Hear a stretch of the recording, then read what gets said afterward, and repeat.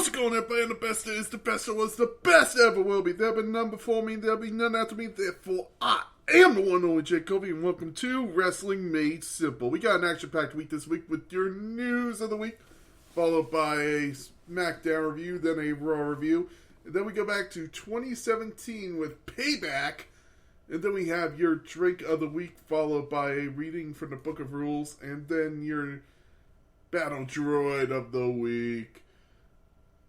Let's get into the news this week, though. Is a WWE superstar leaving? Apparently, Lacey Evans' contract might expire at midnight tonight, and she has not re-signed with the company. So, what will happen with Lacey Evans? No one has any idea. She was pushed heavily coming into WWE, and since then, since Vince McMahon has left, her push has kind of faded away. So it was clear she was a Vince McMahon project, and Triple H just didn't see that much in her, I guess. I don't know. But it's clear that she was a Vince McMahon kind of pick, not a Triple H kind of pick. Which is weird because she is coming from NXT where they truly believed in her, so I don't know. And also, is a new tag team forming with the megastar Logan Paul? Apparently he has tweeted out that he wants to team with Dirty Dom Mysterio. That would actually be a very good pairing, both high flyers. I would really actually like to see that. Especially since Logan Paul's first ever match in WWE was against Dominic Mysterio, so maybe it was more of a scouting mission for Logan Paul than anything. And finally, is a WWE Famer showing up at All In to have a match. Apparently there's still talk between AEW and Goldberg to have a match where he would face Christian Cage as the talk. I don't know if this is true. It would be awesome to see Christian Cage and Goldberg have a match. Kind of a spear type of thing, a spear versus spear match. Well, it would be cool to see. I kind of just hope Goldberg has his last match at WrestleMania 40. I could hope, I could dream. But Goldberg is a free agent. He is not re-signed with WWE. So maybe he'll go to AEW. Who knows? Anyway, let's go to SmackDown. SmackDown kicked off with Charlotte Flair versus Asuka. It was a great match. These two have the amazing chemistry in the ring. A lot of people bash their match from WrestleMania 34. I think they bash it because of the ending, not because of the match itself. I thought it was a very good match. I thought these two had great chemistry, and they always have. Unfortunately, though, it did end in DQ as Io Sky would get involved and would cause the DQ. Io Sky got involved. You would actually have Bayley get physical, showing that knee injury must have healed up very well. And you had Dakota Kai on the outside, basically serving as Damage Control's new ring announcer. So I don't know what Dakota Kai is doing. It's clear that they're trying to work through her injury. And I'm happy for her. It takes more people off the injured reserve, and maybe you'll get more people coming back to work through their injuries, still make some money, and still show up to places. We then get Santos Escobar getting interviewed backstage, but then he got attacked by Austin Theory. Austin Theory beat the crap out of him and apparently injured Santos' knee. We then get a match between AJ Styles and Karrion Kross. This match is nothing to write home about. Didn't like this match at all. It really sucks to see them using Karrion Kross this way. He was huge when he came back to the company. I would like to see him really just be the dominant force and be a contender for the Universal title. I would love to see that, but I don't think we will for a while, unfortunately, now. AJ Styles would pick up the win over Karrion Kross. We then get Austin Theory asking for an update on Santos Escobar. Rey Mysterio then said they will be out there for the U.S. title match tonight. We then get Edge showing up surprisingly in Canada. Of course, Edge had to show up in Canada. I mean, it's Edge. That was very cool to see. Edge shows up and basically calls out Sheamus and says he's going to have a match in Toronto and he wants to be against the Celtic Warrior. So the Celtic Warrior was one of the main reasons he got back in the ring to begin with, as he made it possible for the Celtic Warrior made it possible for him to feel that he could go again. Sheamus answered and said, hey, if you want this match, we can have it. But be careful what you ask for. So it was made official. It will be Sheamus versus Edge. Don't know what that was. That was a weird noise. We then get WWE airing a promo for Hulk Hogan's birthday because he turned 70 on Friday. Happy birthday to WWE Hall of Famer Hulk Hogan.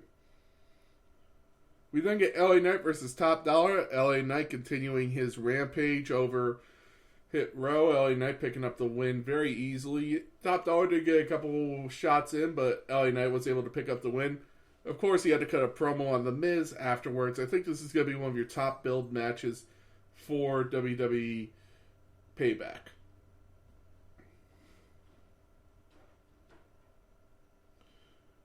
We then get Bobby Lashley praising the Street Profits for their attack last week, and apparently there's still work to be done. I love this version of the Street Profits, man. Them as what they're going to be called, apparently the Soup Profits. I love to see it. This is going to be awesome. Santos Escobar then came out for his U.S. title match, but Theory attacked him from behind, beating the shit out of him, hurting his knee. Thinking he wouldn't have a match, Austin Theory was about to go to the back, but Adam Pearce came out and announced a substitute, Rey Mysterio.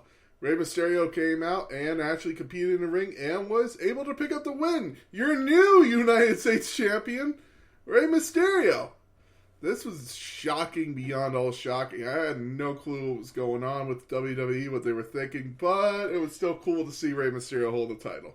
Always cool to see Rey Mysterio holding the U.S. title, Dominic holding the North American title. Maybe that'll be your match at WrestleMania 40.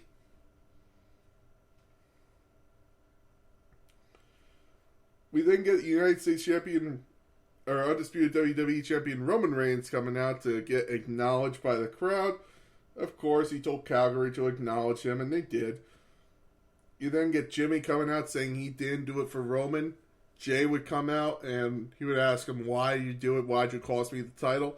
Jimmy said, it's because I loved you. I didn't want you to turn into Roman. I didn't want this. I've seen what it's done to him, and it's destroyed him, basically. So I kind of thought this was a very good promo. I understood it, but I was just waiting for Jimmy to go, I did it for The Rock. That would have been hilarious. Roman said nobody cares about them. It's all about him and his undisputed WWE championship. You would then have Jay super kick him, Jimmy super kick Solo. Jimmy would start to walk back. You would have Jay say, Jimmy, come here. Jimmy starts walking back to him, thinking they're about to hug. Jay super kicks him and says, I'm out of the bloodline. I'm out of the Usos. I'm out of WWE. He would then throw up a peace sign, say deuces, ooses, and leave. He would leave the arena, and apparently he's gone from WWE. Here's my take on this, and I'm posting this all over Twitter. I think that this is what they're going to do. Because they want the Usos, Uso versus Uso at WrestleMania, right? Here's how you do it. Jay's been written off TV.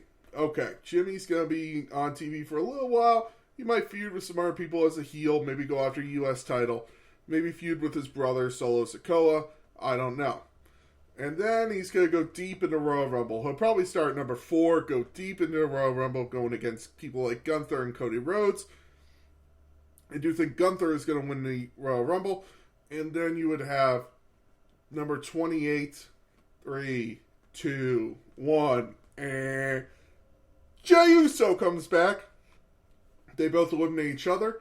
You would have one of them competing for the Elimination Chamber spot to challenge Roman Reigns at WrestleMania. Roman Reigns, one of the Usos costs the R1 the match, and it leads to a match at WrestleMania of, hey, you cost me my shot here, I cost you your shot there. Let's end this at Mania. Let's finish this. That's what I think is going to happen. That's what I would love to see. I would like to see that match happen at WrestleMania. Anyway, on to Raw. As Raw kicked off with the Judgment Day, Women's World Champion Rhea Ripley, NXT North American Champion Dominic Mysterio, Mr. Money in the Bank Damian Priest, talking about how Finn should have won at SummerSlam, but JD McDonough would come out and said Finn wanted him to deliver a message that they should worry about Sami Zayn and Cody Rhodes. Ripley come off, says the Judgment Day doesn't take orders from anyone, especially from someone who's not in the Judgment Day. Rhea told JD to tell Finn that they want to talk. Finn would say, JD would say, all right, and would leave. You would then have Sami Zayn come out and attack JD McDonough. This would lead to a match where Sami Zayn would pick up the win after Finn Balor came out and kind of cost JD the match. We think of a backstage segment where Chelsea Green wanted to strip what was going to be stripped of the women's tag team titles, but after Katana Chance and Kaden Carter came in, they were interrupted, beat down by Piper Niven, aka Dewdrop. Piper then told Chelsea she's her new tag team partner,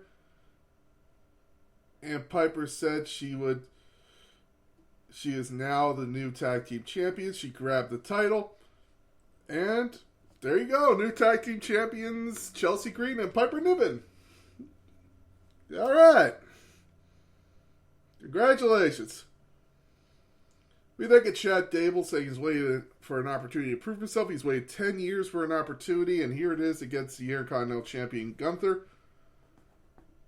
You would then get Chad Gable versus Giovanni Vinci. Good match. Chad Gable would pick up the win. You would then get Intercontinental Champion Gunther challenging Otis to a match, and Gunther was able to pick up the win, hitting a monster powerbomb on Otis. That was shocking to me. That was one of those moments where I looked at the screen and was like, holy shit, that was awesome. But then Chad Gable matches it with suplexing Gunther. God damn, these guys are good. We think of Drew McIntyre and Matt Riddle versus the Viking Raiders. It was a squash match. It was the Viking Raiders really getting the shit beat out of them. Why did they bring in the War Raiders if this is what they're going to do? Why?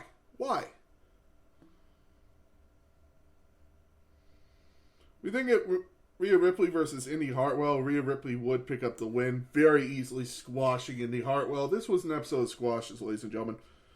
Candice LeRae then attacked Rhea after the match, and Indy would join in. We get Michael Cole trying to interview Shinsuke Nakamura. Shinsuke Nakamura would say something in Japanese and then would say, I want the world title. And then he would speak in Japanese again and say, I will win the world title. Rollins said if he wanted a title match, all he had to do was ask. He has nothing but respect for Shin until he kicked him in the back of the head. Seth Rollins accepted Shinsuke's match and told him to name the time and the place. Nakamura left, said something into Seth's ear. This left Rollins concerned. He turned around, and Nakamura laid him out with a Kinshasa! We think of Becky Lynch and Trish Stratus was supposed to be your blow-off to this, but it ended a double count-out as they brawled through the crowd. Trish and Zoe laid Becky out while the fans chanted, thank you, Trish. Maybe they're turning on Becky Lynch? I don't know. It was then announced that it will be Trish Stratus and Becky Lynch in another rematch, but this time inside a steel cage. We think of Cody Rhodes versus Finn Balor in a great match. During the ending of the match, though, Damian Priest passes Money in a Bank briefcase to Balor to use on Cody, but it slid past Balor into Cody's hands. Cody used it to hit Finn and Damian in the head and hit the Crossroads. 1, 2, 3. Cody Rhodes picks up the win. Judgment Day then attacked Cody, which led to Sami Zayn coming out to make the save. JD McDonough then came out and attacked Sami Zayn from behind. He would stay out of the ring after they put Sami Zayn through a table.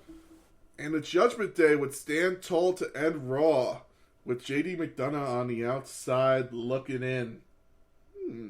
This could be a good one. Overall, Raw was very good. I thought it was actually better than SmackDown this week. I truly did. But, it was definitely fun to see Judgment Day really showing that they are a dominant faction. I don't know if they're a dominant faction in WWE. I don't know. But it is a great idea for these guys. Let's move on to Payback. This is one of my favorite pay-per-views to go back and watch. At the time, I agreed with every booking decision except for the Women's Championship match. I have since switched gears on that, and I agree with the decision. Every booking decision was fun for me. I enjoyed it. This was, to me, a great pay-per-view and a great follow-up to WrestleMania. It kicked off with a tag team match of Enzo Amore and Big Cass versus Luke Gallows and Carl Anderson. By the way, apparently Enzo Amore is going to New Japan Pro Wrestling, so shout out to Enzo Amore. This was a fun tag team match. Enzo and Cass would pick up the win, continuing their momentum from WrestleMania. Unfortunately, though, shortly after this, in the Hell in a Cell pay-per-view, they would be split. They would go through Extreme Rules and Hell in a Cell, and then they would be split at Great Balls of Fire. They would have a match all the way up to SummerSlam, when Enzo would basically have a match with Cass, a New York street fight, and Cass would tear his ACL and would never be the same. Enzo would then go on to hold to the Cruiserweight Championship for so long until he was released from WWE. So, if you're looking for the downfall of Enzo and Cass, it kind of starts right here, unfortunately. Such a shame. They split them up way too soon. We then get Chris Jericho versus Kevin Owens for the United States Championship, and since if Jericho won the title, he would have to go to SmackDown since the title was now on SmackDown. This was a rematch from WrestleMania, and they would actually have Chris Jericho pick up the win and win the title. Chris Jericho would destroy Kevin Owens' finger in this match since Kevin Owens used the finger to win the title at WrestleMania. He would destroy Kevin Owens' finger early on in the match. Kevin Owens wouldn't be able to use basically his whole left hand. And that cost him basically the match. Chris Jericho would win the US title, would go back to SmackDown, and the next SmackDown he would lose the title and would go on tour with Fozzy. After that, he would make sporadic appearances. He'd make 3 appearances, I think, at WWE. One at the Greatest Royal Rumble, one at SmackDown to get the title off of Owens to AJ Styles. And then he would show up for one Legends episode of WWE and then would sign with AEW. He'd be gone from WWE, basically, after this. This would be his last full-time run in the company, coming to an end, as far as we know right now. So it's kind of weird to see that. We then get Austin Aries versus Neville in a singles match for a WWE Cruiserweight Championship. Remember when these two were in WWE? This was a weird time, ladies and gentlemen. Austin Aries and Neville would have an awesome match. Unfortunately, the booking was screwy as Neville would cause a disqualification. Austin Aries would win the match, but not the title. And this would basically be Austin Aries' last match at WWE, as he would request his release and be granted his release from the company. He would go back to Impact, which I believe at the time was Impact Global Force Wrestling. So you would have Austin Aries basically leave the company, and less than a year later, Neville would leave the company. How weird to look back on it. We then get the Hardy Boys versus The Bar of Cesaro and Sheamus in a tag team title match. This was a awesome tag team title match. These two teams would put on a fight and a half, man. Loved this match. I was still not a fan of tag team matches. I don't know why. Tag team wrestling for me is just not fun. It's just too much chaos that shouldn't be chaos. I would prefer a tornado tag team match. I prefer that. Just let them fight. The fact that you have to tag in and out and all that, it's not for me. It's not for me. Though the Hardy Boys and Sheamus and Cesaro, this one was just fun because you could tell these guys really liked working with each other. You could tell that they were like, okay, this is us passing the torch to this new tag team. You kind of wish it was against New Day, or the Usos, maybe. But unfortunately, you would get the Hardys versus the Usos later on, and after WrestleMania 34, I believe, 34 or 35, you would have the Usos lose the titles to the Hardys, but then Jeff Hardy would go on a extended leave from the company after being injured. So this was definitely the passing of the torch from the Hardys to the new tag team division. The Hardys would pick up the win and retain their titles, but you would actually have the Bar turn heel, which they would be heel for the rest of their run as a tag team until they were split by the draft, basically. The Hardys would hold on to those titles until the next pay-per-view Extreme Rules, where they would lose it to the Bar in a cage match. You then get Little Miss Bliss versus Bayley for the Raw Women's Championship. Bayley retaining her title in a fatal four-way at WrestleMania versus Nia Jax, Charlotte, and Sasha Banks.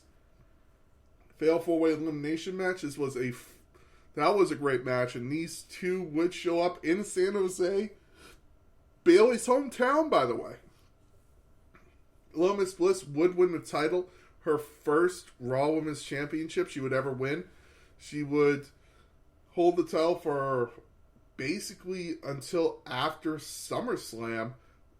Basically until SummerSlam, where she would lose it to Sasha Banks. Sasha Banks would then immediately lose it back to Little Miss Bliss. And Bliss would basically hold on to the title until she started teaming with Nikki Cross. After WrestleMania 35. She would hold on to the title and lose it to Nia Jax, win it back, lose it again to Ronda Rousey, then start teaming with Nikki Cross after WrestleMania 35 because she would basically be injured through a whole time after that. Yeah, I know, some stupid shit. Anyway, Little Miss Bliss would pick up the win over Bayley. At the time, I didn't agree with this because I didn't understand Bliss's character. But now looking back on it, it's very cool to look at and be like, oh, this is so... Okay, now I get it. We would then get Bray Wyatt versus Randy Orton, and really what was one of the first... It was definitely for WWE, one of the first pre-taped matches in this era. You wouldn't get another one like this until the Boneyard match at WrestleMania 36.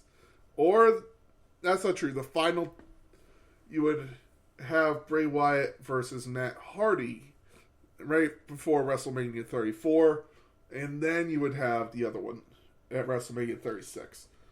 They would be continuing their feud before WrestleMania.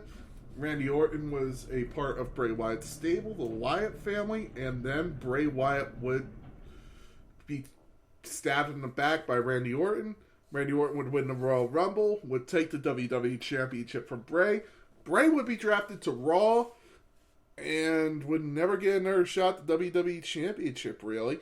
He would win the Universal Championship multiple times, and now we wonder if Bray will ever win another major title.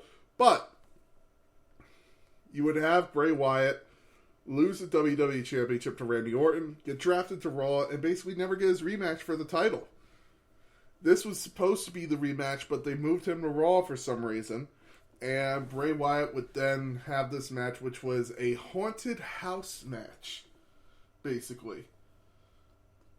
A house of horrors. Bray Wyatt and Randy Orton would be battling in this crazy, supposedly haunted house. I thought it was going to be so much better than it was. This is definitely, the video part of this is definitely not great, but the real match of this is definitely awesome.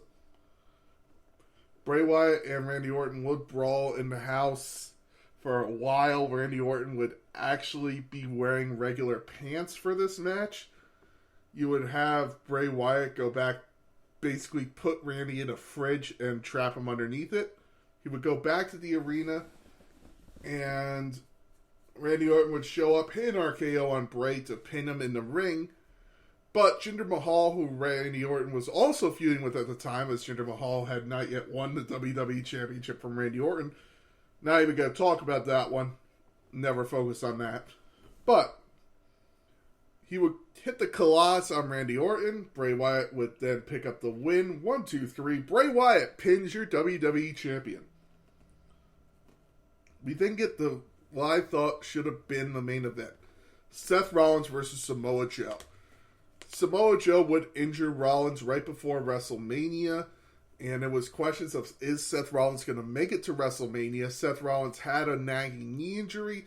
It would be re-aggravated by Samoa Joe, who was brought in by Triple H to attack Seth Rollins.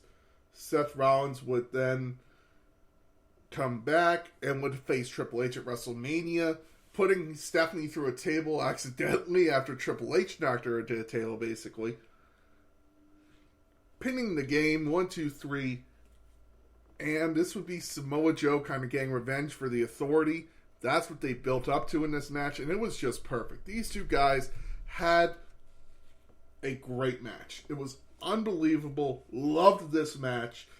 If you're looking for a great Samoa Joe match, here it is, Samoa Joe versus Seth Rollins. Seth Rollins would pick up the win with a pedigree. He would not bring the curb stomp back until basically Royal Rumble season. He would be using the ripcord knee, which was called King's Landing at the time, to symbolize that this is where the king dies. He would then get Braun Strowman versus Roman Reigns. Braun Strowman was supposed to actually have a longer feud with Roman Reigns going into WrestleMania, but Roman Reigns would go feud with The Undertaker as a punishment to Braun Strowman, because Braun Strowman posted a picture of him and Roman Reigns and a couple other people at I believe it was the Colosseum in Rome during a European tour, causing them to basically, hey, we got this blood feud going on, but hey, we're great friends outside the ring. Braun Strowman would win this match, though, and would continue his dominance run. He would then have an ambulance match at Extreme Rules. There would be it wouldn't be Extreme Rules. It would be Great Balls of Fire. They would have an ambulance match. It was an amazing feud that these two would have. It truly was. But it would always be hampered by that picture. If you're looking for a grade for this pay-per-view, I would give it a A-. It would get the A+ grade if not for the beginning of the House of Horrors match.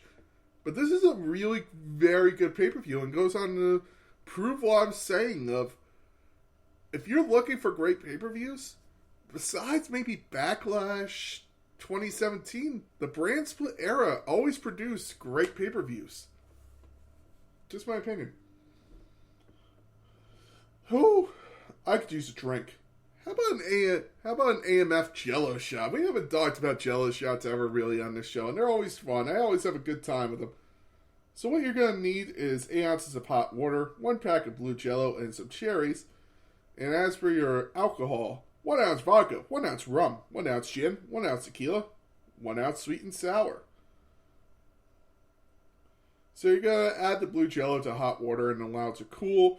Pour the ingredients in, stir, pour the alcohols in, stir, and combine into the shot. Pour in the shot glasses and refrigerate for probably a good 24 hours, if not maybe 13 or 14. You're going to garnish with a cherry, 1 salad, and there you go. You have some AMF. You have some AMF Jello shots. Delicious and fun to use. Do not drink and drive. Do not drink if you are under 21 in the United States. Do not overconsume on alcohol. And now a reading from the Book of Rules. A note from WWE management. Pajamas are not an acceptable form of ring attire. A reading from the Book of Rules. And now, everybody, it is time for the Battle Droid of the Week. The Battle Droid of the Week is simple this week. It is the Viking Raiders. The Viking Raiders have been squashed after squash after squash after squash. it really makes you think why they brought him into WWE. They had one time where they were the Raw Tag Team Champions and then lost to Seth and Buddy Murphy. I never understood that booking decision. I never understood this, of what they were doing with them. So because of that, the Viking Raiders and Valhalla, you are the Battle Droids of the Week. Congratulations. Uh-oh. Thank you very much for listening. I have been the Big Guy. This has been Wrestling Made Simple. We continue the Backlash pay-per-views next week as we are on the road to WWE Backlash. Have a great week in wrestling, ladies and gentlemen. Thank you very much for listening.